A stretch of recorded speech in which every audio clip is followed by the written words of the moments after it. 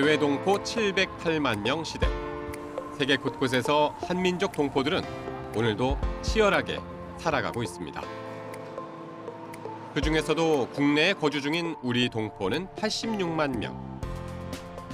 이들 중 대부분은 가깝고도 먼 나라 중국으로 이주했던 한민족의 후손들, 바로 중국 동포들입니다. 우리 곁에서 일하고 배우고 꿈꾸지만 여전히 익숙하지 않은 중국 동포. 우리는 이들에 대해 얼마나 알고 있을까요? 조선족 그냥 한국말 할 줄 아는 중국인? 그 정도?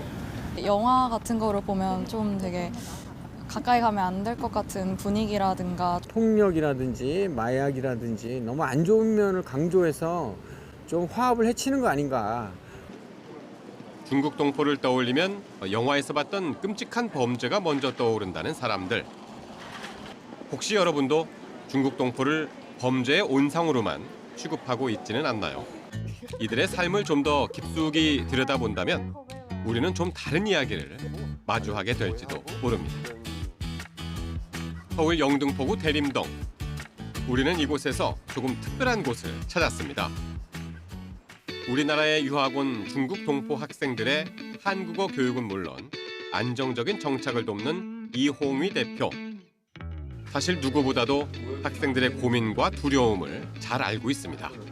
저는 태어난 거는 베이징에서 태어났어요. 그리고 한 18살까지 고등학교 졸업할 때까지 베이징에서 자랐고요. 어머니의 권유로 한국에 온 지 10년째. 태어나 처음 느껴본 뿌리에 대한 끌림에 이끌려 첫 발을 디딘 한국은 그러나 생각했던 것과는 완전히 다른 세상이었습니다. 택시를 타고 대림역으로 가달라고 했었어요. 기사님이 좀 표정이 안 좋더라고요. 좀 가기도 싫고 늦은 밤에는 좀 위험한 동네 가는 게 좀 그렇지 않으냐 물어보시더라고요. 저한테. 제가 몰랐어요. 그게 이런 인식이 있었다는 것들이. 중국 동포를 향한 곱지 않은 시선은 마치 날카로운 칼날처럼 마음을 찔러댔습니다. 겉모습은 영락없는 한국인이지만 중국 동포라는 이유로 하루에도 몇 번씩 혐오와 차별의 순간을 맞닥뜨렸습니다.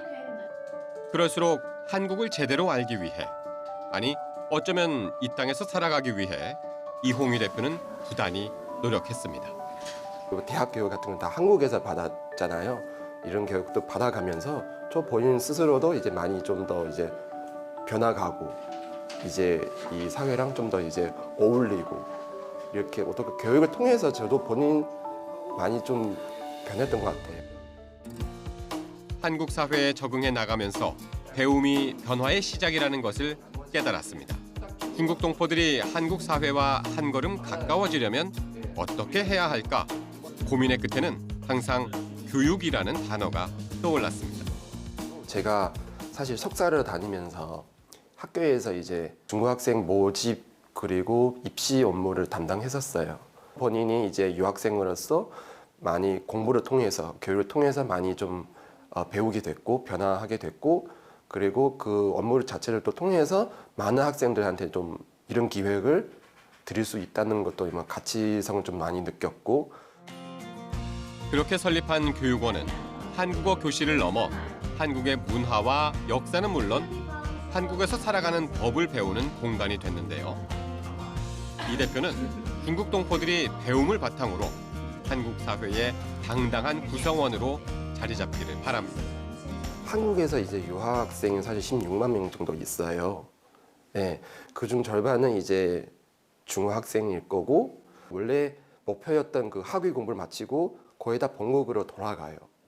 그 중에서 한국에서 계속 남아 있고 하는 분도 있었는데 그게 역시 우리 동포들이에요. 그래서 이런 분들이 좀 더 이제 동포로서의 이런 사회 개혁도를 좀 올리고 인식을 바꾸는 데에서 좀 더 힘썼으면 저도 감사하죠. 그는 오늘 특별한 곳을 찾았습니다. 10년째 이어진 고민을 함께 풀어줄 서울 구로구에 자리한 지구촌 학교입니다. 저희 정원은 270명이거든요. 근데 270명 중에 지금 한 60% 정도는 중국 친구들이라고 보시면 될 것 같아요. 이곳은 한국에서 자라나는 중국 동포와 다문화 가정 아이들을 위해 문을 연 배움터입니다. 그 이름처럼 다양한 국적과 배경을 가진 아이들이 함께 어우러지는 이곳은 단순한 학교 그 이상입니다. 새로운 환경에서 꿈을 키워가는 아이들이 한국 사회에 당당히 자리 잡을 수 있도록 돕는 이 든든한 울타리가 되어주고 있기 때문인데요. 하지만 학교 밖을 나서는 순간 아이들은 차가운 편견의 시선과 맞서 싸워야 합니다. 아이들 체험학습을 위해서 그 전철을 타고 간다거나 이럴 때 저도 같이 위축이 될 정도로 그 눈초리가 굉장히 매서워요. 저희 아이들이 편의점에 가서 물건을 많이 사서 먹죠. 근데 이제 뭐가 없어졌다 그러면은 이제 우리 애들을 의심하는 거예요. 뭐 경찰이 출동했을 때 한국 아이들은 보내고 이 아이들만 잡아가고 뭐 이런 상황들이 이제 벌어지니까 차별의 벽 앞에 자꾸만 움츠러드는 아이들에게 지구촌학교는 중요한 메시지를 전하고 싶습니다. 한국어뿐만 아니라 본국의 언어를 하고 또 다른 언어를 또 하나 더 배움으로써 얘네는 정말 언어의 전문가가 될 수 있다는 것을 강점으로 삼고 아이들에게 그렇게 교육하고요. 한국과 중국 두 나라의 문화를 이해하는 법, 한국어와 중국어 두 언어를 구사하는 능력.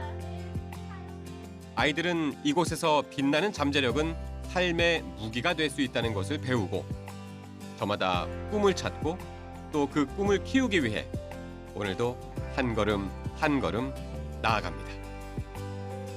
고등학교 3학년 2반 배태호입니다. 저는 어렸을 때부터 자기 한국이 너무 좋았어요.